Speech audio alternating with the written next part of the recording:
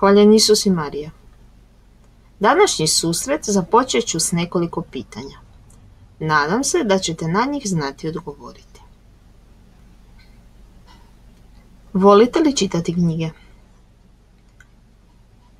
Koju knjigu ste zadnju pročitali? Koja vam je knjiga najdraža i zašto? Postoje mnoge različite knjige.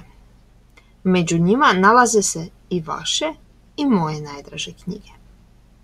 Ovdje na slici vidite trenutno moje 3 najdraže knjige. Koje su vaše najdraže? Jedna od najpoznatijih knjiga na svijetu je Biblija. Jeste li kad vidjeli Bibliju? Imate li je možda doma? Ako je imate, čitate li je? Molim vas da zapišete u svoju bilježnicu naslov Biblija. Što je Biblija? Biblija je sveta knjiga. Nazivamo je još i Sveto pismo. Biblija je knjiga koja nam govori o Božjoj ljubavi prema ljudima, o Božjem hodu s ljudima tijekom povijesti. Osim što je Biblija sveta knjiga za nas kršćane, ona je i sveta knjiga Židova. Biblija se sastoji od mnogih knjiga koje skriva u sebi. U toj ogromnoj knjizi nalaze se 73 manje knjige. Možemo reći da je Biblija zapravo mala knjižnica. Bibliju dijelimo na 2 dijela. Stari zavjet i Novi zavjet. Ako pogledamo broj stranica u njoj, tada puno veći broj stranica ima Stari zavjet. A manji broj stranica ima Novi zavjet. To je zbog toga što je Stari zavjet dulje trajao, a Novi zavjet završava smrću zadnjeg apostola svetog Ivana. Znate li o kome i o čemu govori Biblija?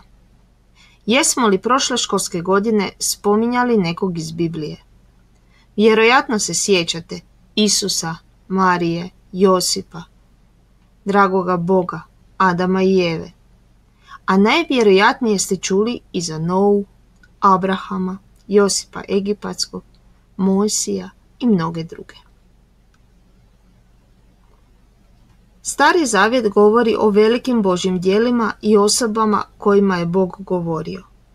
Novi zavjet pak govori o Isusu Božjem sinu i o životu prvih kršćana. Hajdemo sad ponoviti što je Biblija. Biblija je sveta knjiga kršćana i Židova. Ima 2 dijela, Stari zavjet i Novi zavjet. Bibliju zovemo i Sveto pismo. Molim te zaustavi video i prepiši ovo u svoju bilježnicu. Kad prepišeš, ponovno pokreni video. Vjerujem da ste lijepo i uredno prepisali što je Biblija i kako se dijeli. Za domaću zadaću, molim vas riješite radnu bilježnicu na 12. stranici. Ukoliko vam zatreba pomoć, zamolite roditelje, bake ili djedove ili braću i sestre. Vidimo se!